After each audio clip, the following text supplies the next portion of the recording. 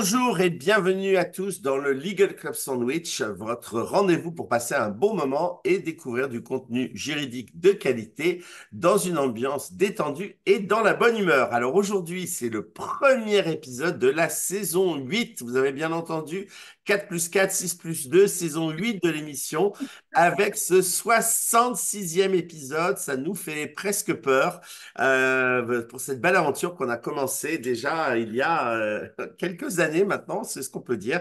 Vous savez qu'on vient par section de 3 mois et puis on fait un hiatus pour se reposer et se ressourcer avant de revenir. Et là, donc voilà, c'est parti pour cette 8e saison qui va nous amener jusqu'au mois de juillet. Alors, on a prévu plein d'invités exceptionnels de nouveau pour cette 8e saison. Et je vais vous présenter William, notre invité d'aujourd'hui, dans un instant. Mais je suis surtout aujourd'hui ravi de retrouver uniquement Audrey. Lindia ne peut pas être avec nous aujourd'hui. Mais avant de présenter Audrey, eh bien, je vais me présenter. Donc, moi, je m'appelle Pierre Landy. Je suis avocat au barreau de Paris. Je suis passé par Disney avant de devenir directeur juridique de Yahoo et puis de la licorne Ledger. Et je suis aussi cofondateur de l'Alliance d'avocats européenne ANCO. Ce sont des avocats qui agissent comme des juristes d'entreprise, mais externalisés dans les pays principaux, Italie, France, Espagne et UK. Et puis surtout, aujourd'hui, je suis executive mentor. J'accompagne les directeurs juridiques, mais pas que, sur leur leadership, leur savoir-être, leur positionnement dans l'entreprise. Et puis par ailleurs, je suis aussi le cofondateur du Fleet Network pour French Lawyers in Tech, avec Audrey ici présente. C'est le réseau des juristes en start-up et dans la tech. On est aujourd'hui près de 700 membres et on en est très fiers. Voilà, donc comme je vous le disais, eh bien, nous sommes d'ordinaire trois aujourd'hui, deux chroniqueurs pour animer Club Sandwich. Et donc, je suis accompagné aujourd'hui de Audrey Deléris, qui est manager au sein du cabinet de chasse de tête Fed Legal. Elle accompagne les directions juridiques et fiscales pour leur recrutement, aussi bien en start-up que pour les groupes du 440 dans les secteurs de l'industrie, des services et de la tech. Audrey, comment vas-tu? Bonjour Pierre, bonjour William. Écoute, je suis ravie de vous retrouver pour cette nouvelle saison. C'est toujours un grand plaisir pour le coup. Et déjà vite, donc ça fait maintenant quasiment 4 ans qu'on a commencé l'émission, donc le temps passe vite et toujours un réel plaisir d'être avec vous tous. Parfait. Peux-tu nous dire le thème de ta chronique d'aujourd'hui? Oui, aujourd'hui, je vais vous parler d'une histoire de recrutement. Je vais vous parler du recrutement de Marguerite. Vous en saurez plus dans quelques instants. Parfait. Et pour ma part, eh bien, je vous parlerai tout à l'heure d'accepter une promotion sans rémunération, sans augmentation. Enfin, sans rémunération, oui, mais sans augmentation. Donc, comment est-ce que vous devez réagir lorsque vous vous trouvez dans cette situation? Donc, on vous l'a dit, aujourd'hui, nous sommes avec William. William, merci d'avoir accepté notre invitation. Comment vas-tu, William? Écoute, ça va super bien. Merci beaucoup Pierre, merci Audrey. Moi, je suis un consommateur régulier de Legal Club Sandwich. Ça me fait plaisir Ah. d'être avec vous pour pouvoir ouvrir cette saison. Donc, je suis vraiment super content. Eh ben, c'est super. Merci de ta fidélité. Alors, est-ce que tu peux te présenter à nos auditeurs? Bien sûr, bah moi je m'appelle, comme tu l'as dit, William. Je suis le CEO d'une legal tech qui s'appelle Blockchain Your IP. J'ai un parcours de juriste classique. J'ai fait des études de droit à Lille. C'était une super ville. Et je dois dire que je pense que j'ai jamais été un excellent étudiant parce que je passais mon temps à étudier tout, sauf le droit, à faire des MOOC sur Photoshop, le développement, le SEO, apprendre à coder des sites en WordPress. Avec le recul, je pense que dès que j'ai me posé à mon bureau, j'essaie de fuir l'échéance du commentaire d'arrêt qu'il fallait rendre la semaine prochaine. Et donc, ce parcours qui n'avait pas beaucoup de sens a fini par en prendre en fin de troisième année parce que j'ai lancé une Legal Tech pour joindre un petit peu l'utile à l'agréable qui s'appelle Blockchain Your IP. Et là, tout s'est recoupé. Ça m'a permis du coup de faire un bon Master 2, de rattraper mes études et puis de faire mon métier d'aujourd'hui parce que j'ai jamais exercé d'autres fonctions. Alors, donc, tu as fondé Blockchain Your IP. On va en parler dans un instant. Et du coup, quel est le message aujourd'hui que tu souhaites faire passer à nos auditeurs?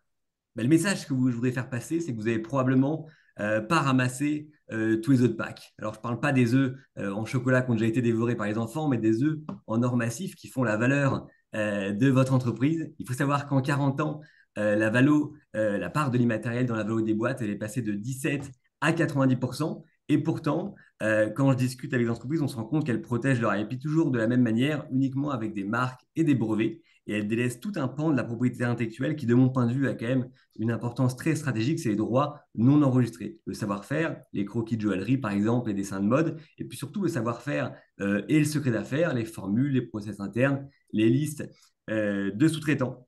Et ça, c'est quelque chose qu'on voit à la fois quand tu vends une boîte, tu vas avoir un tableur Excel avec les marques et les brevets, mais il n'y a rien dans la partie non enregistrée. Mais également, tu as même dans les chiffres de l'INPI, si tu regardes, il y a 40 000 e-solo, je crois, qui sont déposés chaque année contre 140 000 marques. Donc, en fait, on boude complètement une partie de l'IP parce que c'est trop compliqué. Et moi, mon sujet, c'est de dire, bah, vous êtes probablement plus riche que vous le pensez si vous redécouvrez ces actifs dans votre portefeuille IP.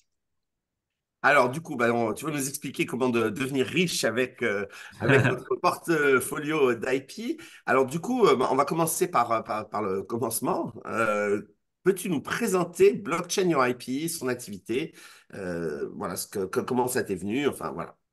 Bien sûr, bah, plutôt que peut-être d'endormir tout le monde à midi avec un pitch commercial, moi, ce que je te propose, c'est de te raconter une petite anecdote de propriété intellectuelle sur la ville de Venise que j'adore. En fait, il faut savoir que la ville de Venise, de la fin du XIIIe à la fin au début du XVIIe, a réussi à conserver un monopole quasi exclusif, ultra lucratif sur la vente de fabrication de verre et de miroirs. Et pour une seule raison, en fait, c'est parce qu'ils avaient compris très tôt l'importance extrêmement stratégique que revêtaient les secrets de fabrique et ce qu'on appelle aujourd'hui les secrets d'affaires. Alors, je ne suis pas artisan verrier, donc je vais peut-être dire des bêtises, mais il y avait quelques-uns de ces secrets. Si ça t'intéresse, on les connaît aujourd'hui. Il y avait ce qu'on appelle le verre aventuriné, qui est une sorte de pierre précieuse avec des paillettes. Je suis désolé, c'est la meilleure manière dont je puisse te le décrire. En fait, c'est très intéressant. C'était du verre qui avait été découvert par erreur. Tu avais un artisan verrier qui avait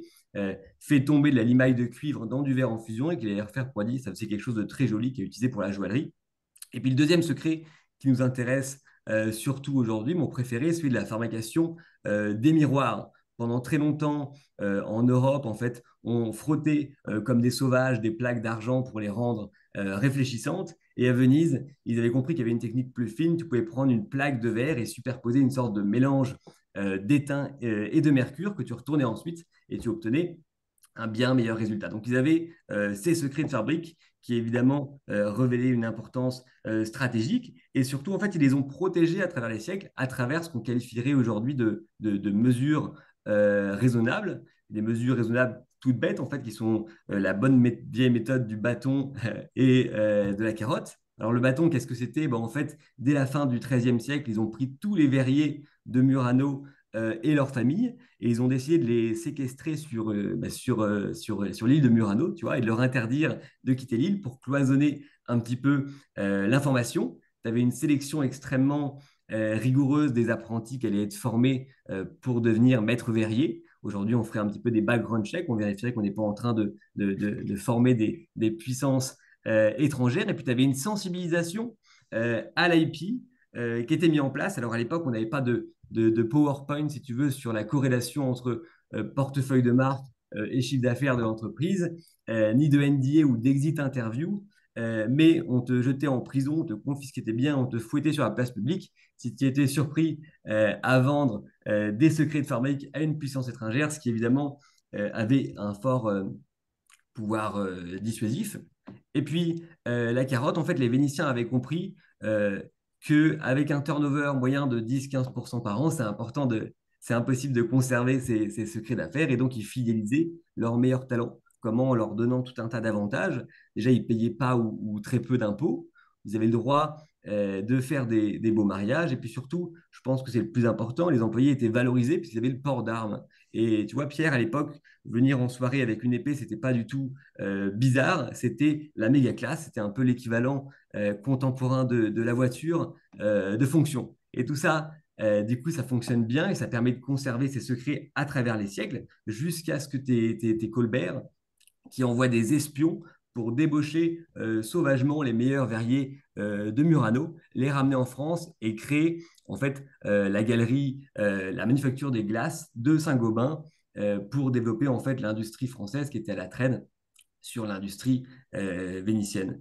Alors, c'est pas quelque chose qui a disparu et ce genre de choses, ça arrive tous les jours. C'est ce qu'on appelle en fait aujourd'hui du talent poaching. C'est-à-dire qu'en fait, tu vas embaucher volontairement les salariés de tes concurrents pour qu'ils puissent venir les bras chargés de secrets d'affaires. Et très récemment, tu as Elon Musk, par exemple, enfin très récemment, il y a quelques années, qui a poursuivi la marque de 4x4 électrique Rivian, qu'il accuse en fait d'avoir doublé le salaire de certains employés chez Tesla pour qu'ils viennent faire la même chose chez Rivian. Alors Rivian, elle est tellement loin qu'ils ont même recruté les recruteurs d'Elon Musk.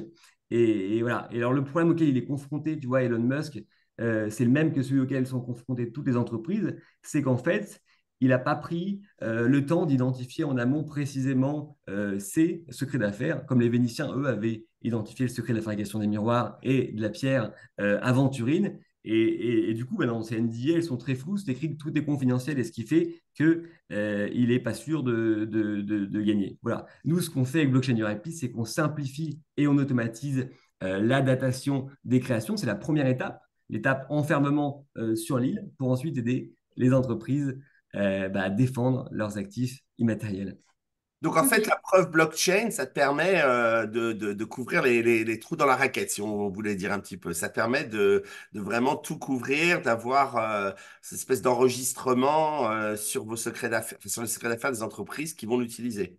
C'est exactement ça, en fait. On prend tout ce qui habituellement n'était pas déposé. Donc, ça va être les travaux en cours de conception, les étapes intermédiaires, et puis ce qui n'est pas susceptible d'être breveté ou ce qui ne peut pas faire l'objet d'un dessin et modèle, ou ce que tu veux pas, tu peux pas parce que tu n'as pas forcément le budget.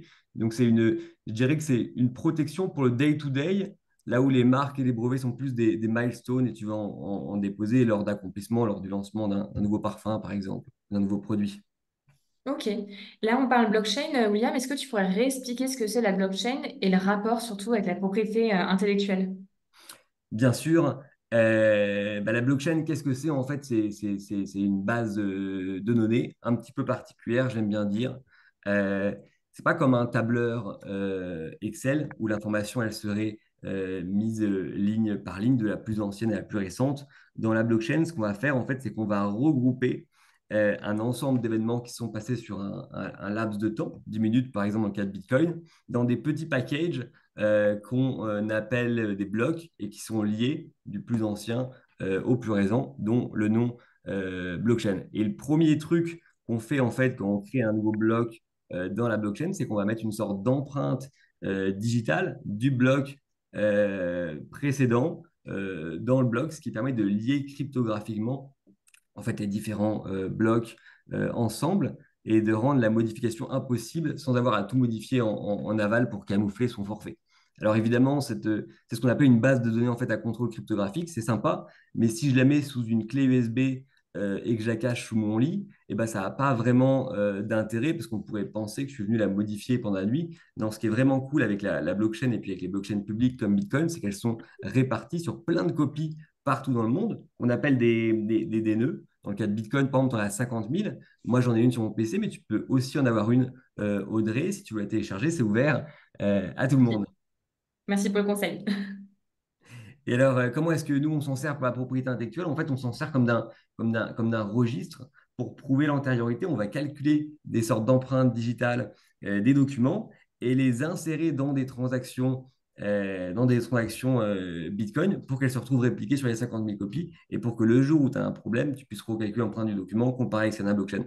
Et ce qui est cool là-dedans, c'est que du coup, ça ne dépend pas de notre survie parce qu'en fait, une fois que c'est dans la blockchain, les entreprises, elles sont indépendantes, quoi. Voilà. C'est un peu, un petit peu comme quand dans le temps, enfin, je dis dans le temps, c'est à mon temps, quand on voulait vraiment prouver quelque chose, qu'on s'envoyait un recommandé qu'on n'ouvrait pas pour prouver une date ou quelque chose. C'est un petit peu cette idée-là, mais sauf que c'est le 21e siècle, plutôt que, voilà, je sais que c'était une chose qui était utilisée de s'envoyer des recommandés à soi-même pour prouver Ouais, une date qui est là. Sauf que là, bon, bien évidemment, c'est bien plus moderne, mais c'est un petit peu cette idée-là, philosophiquement.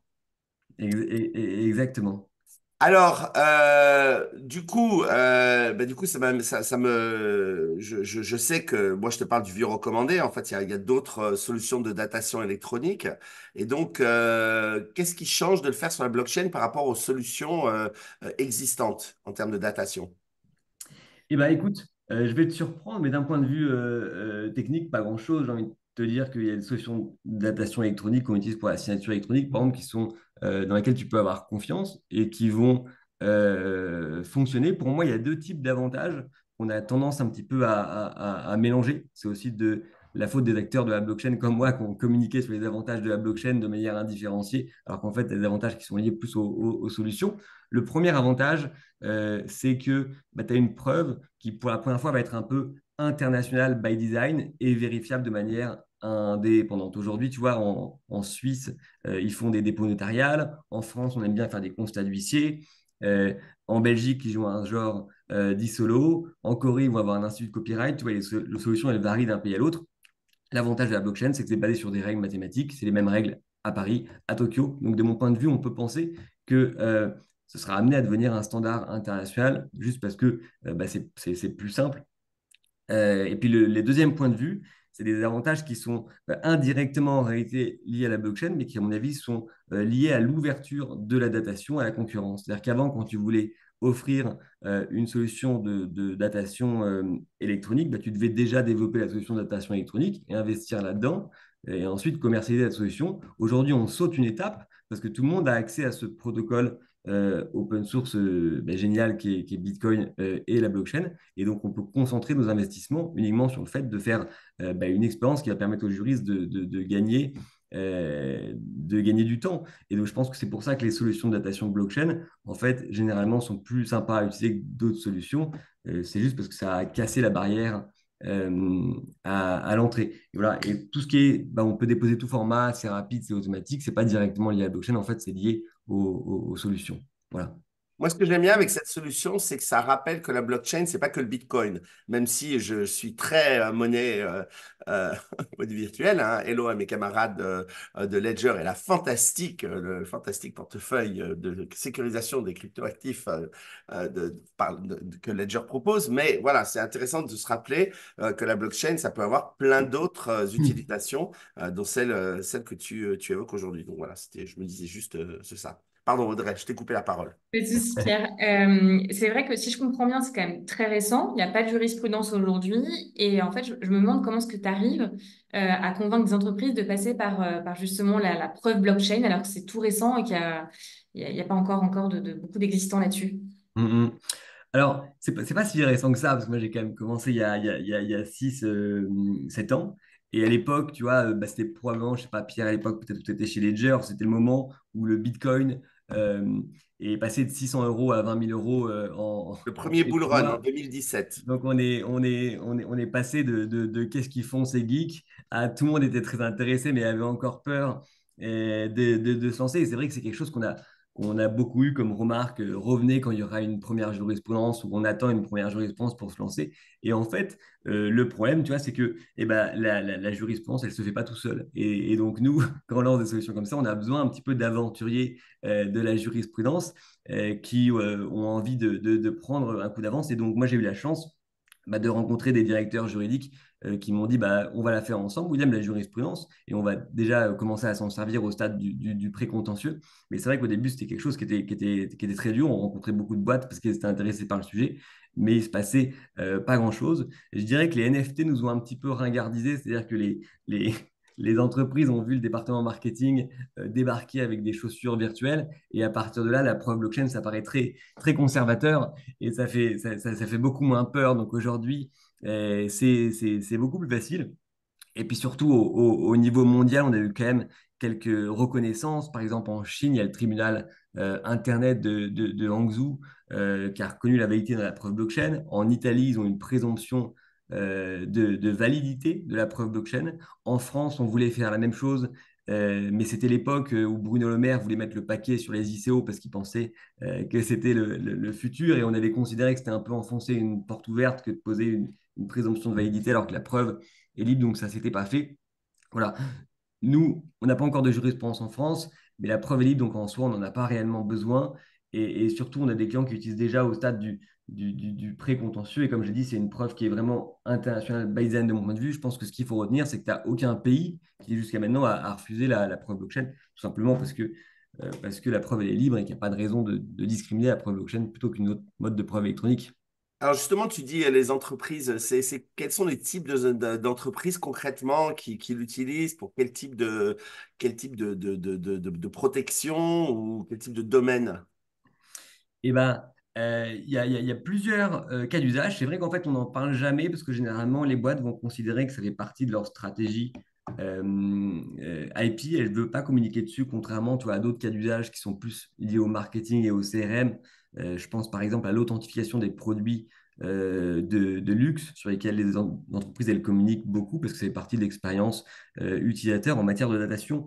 On ne voit pas beaucoup de témoignages. Je peux te parler de trois cas d'usage. Nous, celui qu'on fait le plus, c'est lorsque le time to market est extrêmement long, notamment dans la joaillerie. Tu vois, par exemple, dans la haute joaillerie, bah, faire un bijou, ça peut prendre 3 ans. Et donc, tu passes par plein d'étapes intermédiaires, des croquis, des dessins gouachés, des modèles 3D, et puis la version finale.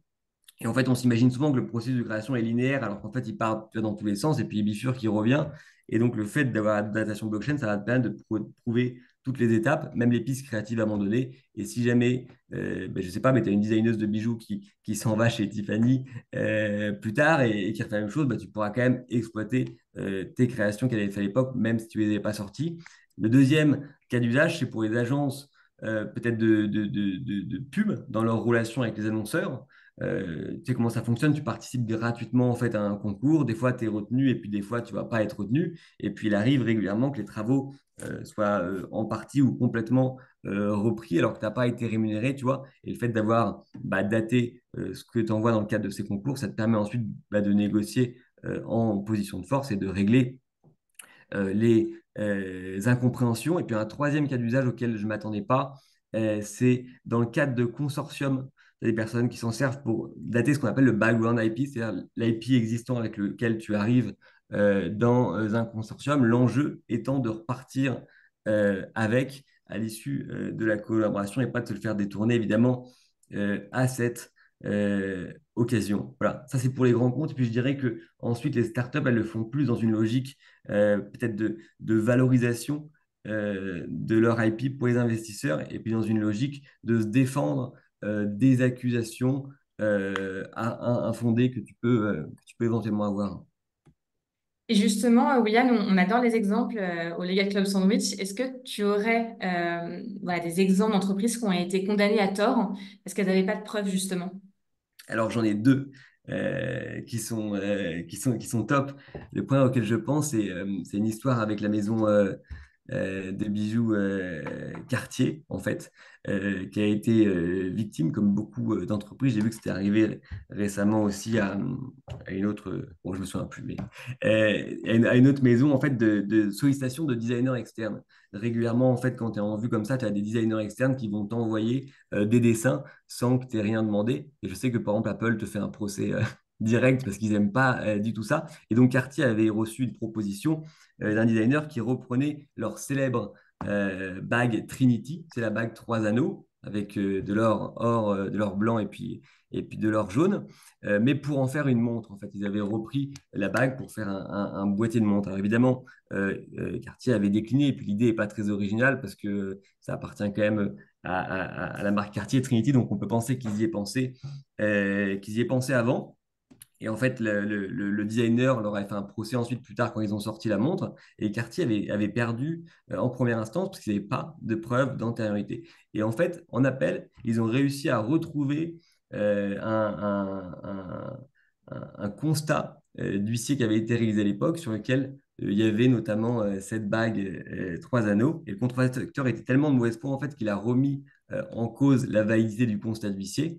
Et du coup, ils ont été obligés de faire authentifier l'encre pour prouver que c'était un vrai constat d'huissier. Et ça, c'est quelque chose qui me fait rigoler parce que c'est pas quelque chose évidemment qui pourrait arriver avec la blockchain parce que tu pourrais pas falsifier. C'est parti loin avec l'encre, en tout cas. Exactement. Et le deuxième cas, C'est avec l'affaire L'Oréal et Olaplex, et c'est une affaire de coexistence fortuite. En 2019, L'Oréal, ils ont été condamnés, je crois, à presque 100 millions de dommages et intérêts pour avoir détourné une innovation qu'ils avaient en réalité développée en interne dès 2014. En fait, ce qui s'est passé, c'est qu'ils voulaient racheter une startup qui s'appelait Olaplex, qui fait une sorte de produit de protection des cheveux pendant la collaboration. Et le rachat, en fait, s'est pas fait parce qu'Olaplex voulait probablement trop d'argent. Ensuite, Olaplex était persuadé qu'ils avaient profité des négociations, en fait, en vue du rachat pour détourner des informations confidentielles et puis pour sortir leur propre gamme concurrente à Olaplex. Du coup, ils ont assigné. Et L'Oréal a perdu en appel. Ils ont fini enfin en première instance, ils ont fini par gagner en appel parce qu'ils ont réussi à trouver des bouts de ficelle, quoi, en fait, des emails, tout un tas d'éléments qui venaient corroborer le fait qu'ils avaient créé ça avant, mais ça n'a pas été évident. Ils auraient pu s'éviter 50 procédures et puis les frais qui vont avec. Tu vois, s'ils avaient fait venir un huissier, un notaire, ou s'ils avaient tamponné en fait leur création au fil de l'eau. Alors, ça me fait marrer parce que ce que tu racontes, c'est là, donc en 92, 13, pardon, ça une longue époque. Je travaillais à Disneyland Paris et on recevait régulièrement des propositions d'attractions de gens qui savaient exactement ce qu'il fallait qu'on fasse et ce qu'on devait faire. Et donc, du coup, il fallait, j'étais jeune juriste, mais c'était une des choses que je faisais, reprendre le paquet, le refermer, mettre une jolie lettre qui s'appelait Unsolicited Idea, donc idée non sollicitée, et renvoyer chez l'expéditeur avec un recommandé qui disait, nous n'avons pas gardé aucun document, nous vous renvoyons, merci de votre intérêt, mais nous développons tout en interne, nanana. Et c'était effectivement exactement cette question-là et la question des unsolicited ideas. Et voilà, chaque fois que j'ai des copains qui envisagent de postuler auprès de Imagineering, la boîte qui crée les attractions Disney, je leur dis envoyez un concept qui n'a rien à voir avec Disney, qui parle de, je sais pas moi, Poséidon, ce que vous voulez, des dieux grecs, enfin un truc complètement pour montrer votre créativité, mais surtout ne pensez pas que vous faites bien en essayant de proposer quelque chose qui s'insérerait parce que votre dossier va être envoyé direct, y compris à ce jour. Voilà, c'est pour la petite anecdote personnelle, mais ça me renvoie, voilà, ça vient de me revenir un peu comme une Madeleine de Proust, ce mot d'unsolicited idea. Donc, on va vous laisser poser les questions dans le chat. Merci beaucoup, William, pour ton intervention et on va revenir à toi dans un instant. Après les chroniques, alors pour ceux qui suivent Legal Club Stories pour la première fois, vous savez que je fais à la fois ingénieur du son, animateur aujourd'hui, ça change entre nous tous. Et voilà, et qu'on a donc des jingles pour nos chroniques. Et donc, nous allons laisser la place à Audrey pour sa chronique. Et voici son jingle. Get the fever.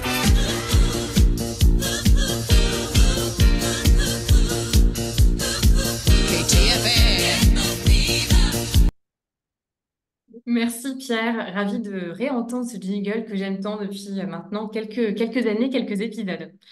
Alors pour cette nouvelle saison, je vais vous raconter des histoires de recrutement.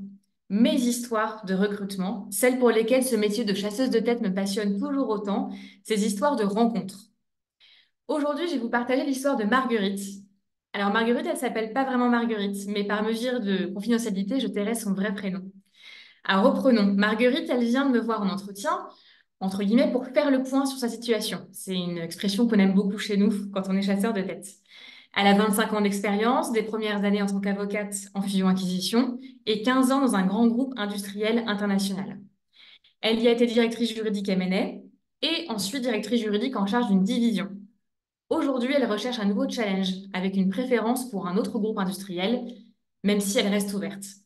Marguerite et moi, on échange sur son parcours, ses envies, ses projets. Et je n'ai rien à lui proposer aujourd'hui, mais peut-être demain. Un sourire, un silence, je réfléchis, et l'entretien prend une autre dimension. Et là, je lui dis, j'ai peut-être quelque chose pour vous, Marguerite. Marguerite sourit, elle est toute oui. Un poste de directeur juridique pour reprendre une équipe, avoir un rôle d'animateur auprès des juristes des autres branches, des opérations de M&A, des dossiers de grande envergure, des contentieux, avoir une vraie prise de hauteur, savoir se positionner, créer du lien, inspirer confiance, tout en ayant une approche business, bien entendu. Mon client est dans le secteur du luxe et il aimerait bien avoir quelqu'un qui vient de la distribution. Marguerite n'a pas d'expérience dans la distribution.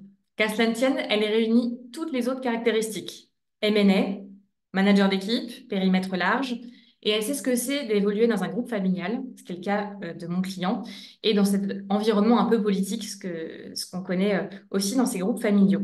Marguerite est hyper emballée. Elle est la première à rencontrer mon client. Il y a 7 autres candidats qui sont également rencontrés. Marguerite m'appelle, elle veut avoir des nouvelles, elle patiente. Le premier round est vraiment long. Marguerite passe à l'étape suivante. Elle rencontre le directeur financier, le secrétaire général, les membres du directoire, la DRH. Tout ça en plusieurs entretiens. À la fin, ils ne sont plus que 2. C'est la finale, la dernière ligne droite. Comme dans une compétition sportive, il ne devra en rester qu'un. Un gagnant et un autre, très bien lui aussi, mais qui ne sera que numéro 2. Le téléphone sonne, une tonalité, puis 2. On décroche. Marguerite, vous avez été choisie. Marguerite explose de joie. C'est ce elle voulait, ce poste-là. Marguerite, elle a pris ses fonctions il y a 1 an. Elle est hyper travailleuse, volontaire. Elle ose dire quand elle ne sait pas et c'est extrêmement apprécié chez mon client. Marguerite a découvert un nouveau secteur. Elle prend son rôle d'animation très à cœur et travaille sur de très beaux dossiers. Elle a trouvé un nouveau projet à la hauteur de ses attentes. Mon client lui fait confiance et il est ravi d'avoir trouvé un partenaire interne sur qui s'appuyer.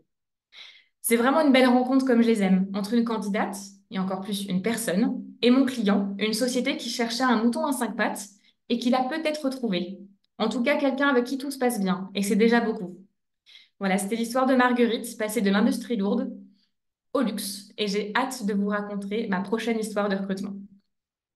Et comme quoi, parce que tu me l'avais expliqué, c'est vraiment le fait qu'elle ait su dire qu'elle ne savait pas certaines choses, qui a été quasiment ce qui a Oh, décidé vraiment. entre les deux Oui. candidats. Ce qui Ils ont est vraiment complètement senti que contre-intuitif. C'est il y complètement avait un truc, voilà, il y contre-intuitif. a eu un passif pas facile avec d'autres personnes auparavant. Ils voulaient vraiment quelqu'un sur long terme. Ça fait 1 an, donc on espère que ça va durer longtemps.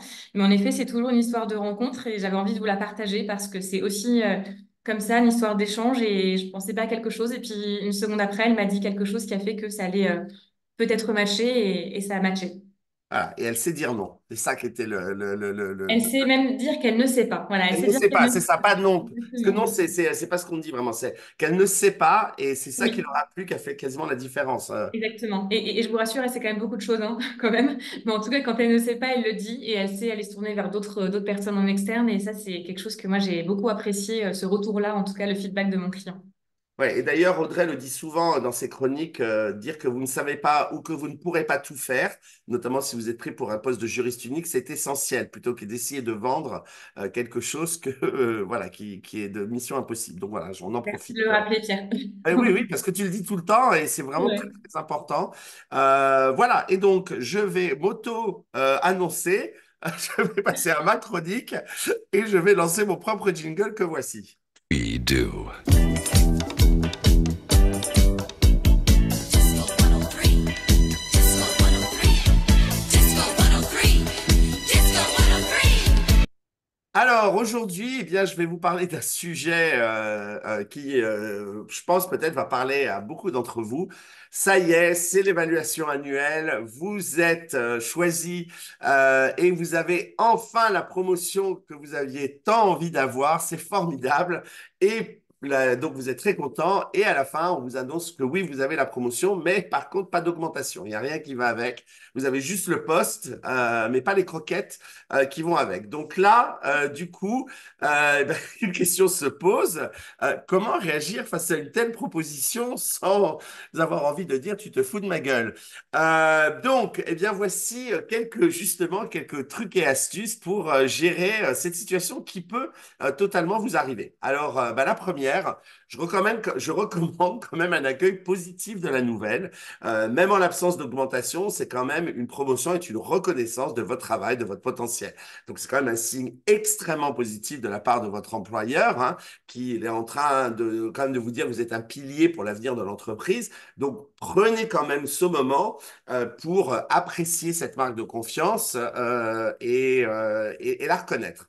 Voilà, parce que, eh bien, il faut se dire que peut-être que pour quelqu'un qui était juriste d'entreprise et qui devient directeur juridique, même sans augmentation, c'est quand même une reconnaissance de son expertise. Ça va être un tremplin pour négocier de meilleures conditions à l'avenir. Donc, bon, écoutons quand même la totalité du deal avant de partir, de monter dans les tours et de s'insurger.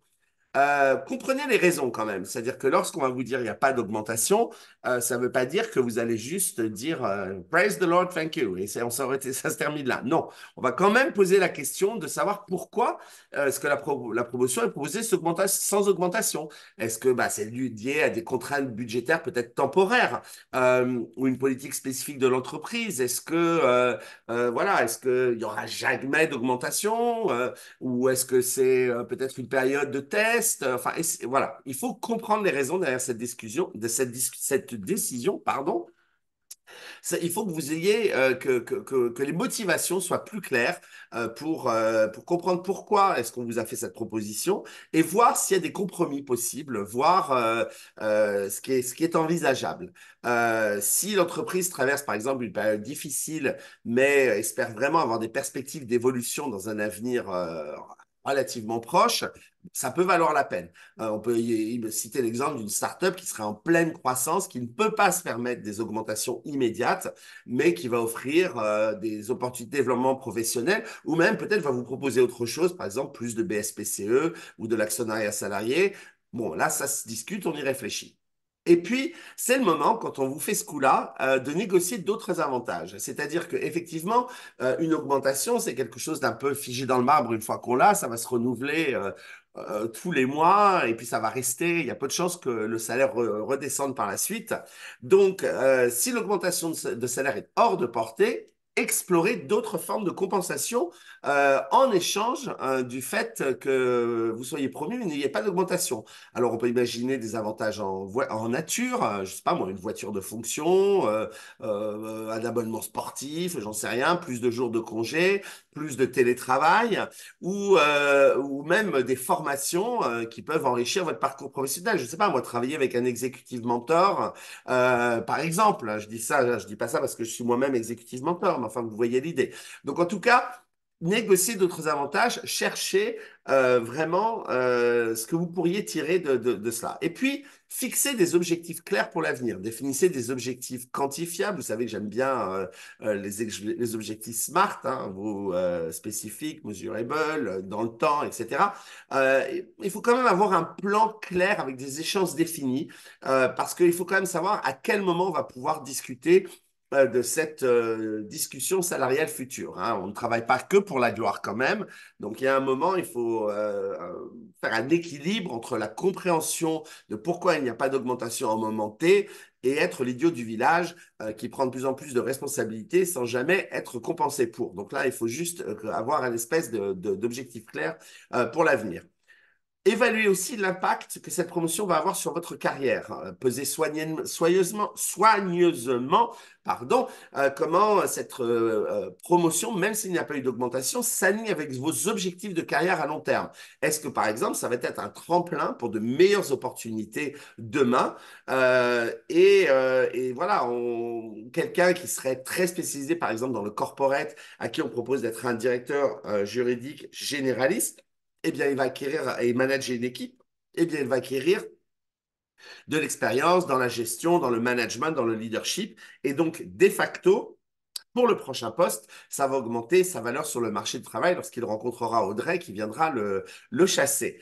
Et puis, voilà, considérez la promotion véritablement comme une opportunité d'élargir vos compétences, vos responsabilités. À terme, cela peut être, encore une fois, plus précieux qu'une augmentation immédiate. Encore une fois, si ça vous positionne avantageusement pour l'avenir. Et puis, il y a aussi la reconnaissance, le statut. Un nouveau titre, passer de juriste à directeur juridique, ça peut rehausser votre statut au sein de l'entreprise et puis surtout à l'extérieur de l'entreprise. Ça peut vous donner soudainement accès à des think tanks, à des réunions, voilà, à des milieux auxquels vous n'auriez pas accès avec le titre de juriste et auxquels vous l'auriez en termes de directeur juridique. Pensez, cela dit, parce que vous l'avez bien compris, on ne travaille pas pour des clopinettes à la négociation future. Donc, pendant cette étape de promotion sans augmentation, pensez à documenter tous vos succès, tout ce que vous faites qui va permettre de montrer votre valeur et qui viendront renforcer votre demande future. Et puis, je terminerai par deux choses. D'abord, savoir refuser si nécessaire. Si vraiment les termes de la promotion ne sont pas du tout en votre faveur, vous n'avez pas pu négocier un compromis, qu'il n'y a rien pour vous et que vous voyez vraiment pas ce que ça vous apporte, eh bien, il est important de savoir dire non. Parfois, un non peut être une bonne décision à long terme. Un juriste à qui on propose une promotion impliquant beaucoup plus de travail, de responsabilité, sans aucune compensation adéquate, sous aucune forme, et qui décide de refuser pour préserver sa santé mentale et son bien-être, ça peut être une excellente décision. Et puis le deuxième conseil, c'est que je pense qu'il est tout à fait OK pour toutes les raisons que j'ai citées d'accepter une promotion sans augmentation, mais il y a un moment, il faut déterminer entre être un team player et une fois encore l'idiot du village. Donc il y a un moment, il faut savoir dire non, mais là ça suffit, stop, et le cas échéant, eh bien, aller voir ailleurs si l'herbe est plus verte ou en tout cas mieux compensée. Voilà, donc chaque situation est unique, mérite une approche sur mesure. Voilà, et soyez assurés que quelle que soit votre décision, eh bien, elles sont en accord avec vos objectifs professionnels, personnels, vos valeurs, et n'ayez pas peur de les défendre. Et voilà. Merci beaucoup, Pierre. Toujours un plaisir d'entendre tes bons conseils pour le coup et je ne peux que partager ce que tu dis justement, bien prendre en considération tout ce qui est proposé, et pas seulement la rémunération qui peut être en effet inexistante. Voilà. Alors, je ne vois pas de questions dans le chat, mais moi j'en avais une qui m'est venue tout à l'heure. Je me disais, OK, donc blockchain Urapi, j'adore la solution, j'adore l'idée de la blockchain, j'adore tout ça. Mais est-ce qu'on ne t'oppose pas, William, parfois, on se dit, ouais, d'accord, c'est bien ce que vous faites, mais enfin, je ne me sens pas forcément à l'aise à confier la protection de mon IP à une entreprise privée. Je me demande, ça serait pas mieux d'aller à l'INPI ou à un organisme qui me paraît plus neutre. Voilà. Est-ce que c'est des arguments que tu entends? Et si oui, qu'est-ce que tu y réponds?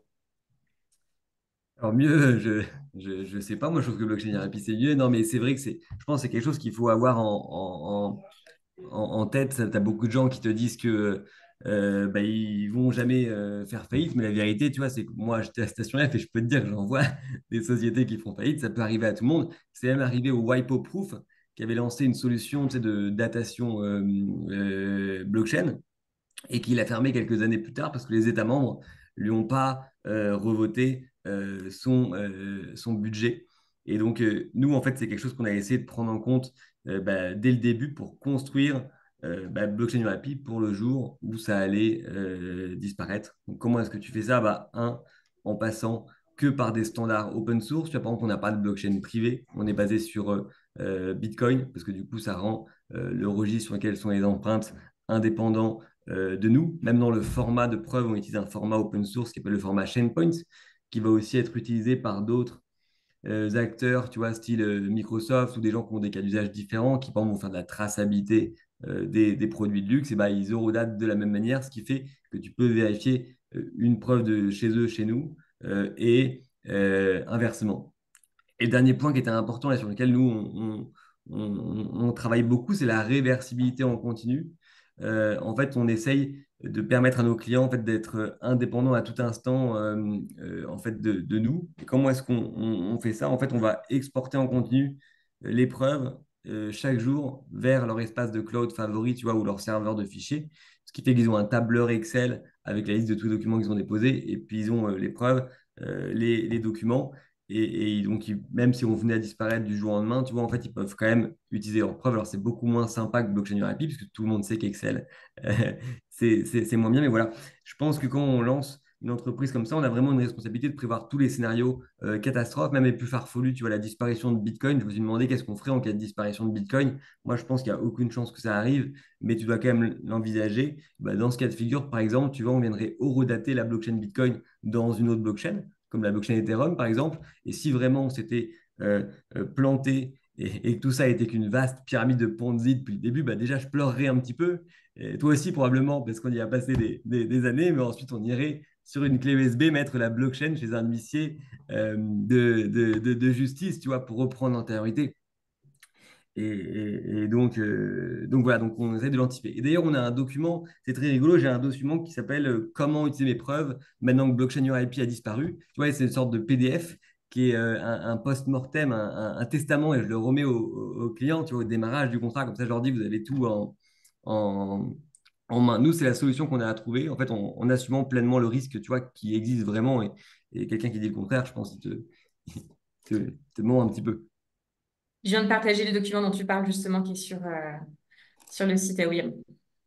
Ah bah, ça, c'est une formation sur la blockchain, c'est pas sûr, mais ça en parle aussi. Mais, D'accord. Et justement, William, qu'est-ce qui te plaît, toi, au quotidien dans ce que tu fais? Est-ce que tu as l'air passionné par tout ce que tu nous racontes, par la blockchain, l'IP? Euh, Qu'est-ce qui te passionne au quotidien dans bah, cette matière justement très particulière? moi, j'ai toujours aimé créer des projets. Je pense que tu vois, ce qui me plaît, comme beaucoup de monde, c'est la liberté de pouvoir aussi un petit peu faire ce que tu veux, d'avoir l'impression d'avoir un impact. Tu vois, quand j'ai une entreprise, par exemple, j'ai des amis qui sont dans des très grandes entreprises, s'ils sont là, ils se reconnaîtront. Tu vois, ils démantèlent des centrales nucléaires, les projets, c'est à 100 ans, tu vois, donc ils ne voient pas vraiment l'impact de ce qu'ils font. Ça, j'aime bien, avec le fait de créer Blockchain IP. Et puis l'IP, ça me parle particulièrement parce que je trouve ça extrêmement concret comme matière juridique. En fait, on rencontre des designers de mode qui sont complètement fous, qui vont faire des trucs enfin, des trucs que personne porterait, tu vois, au festival de hier. Mais enfin, je trouve ça super intéressant de voir tous ces gens qui ont du talent, tu vois.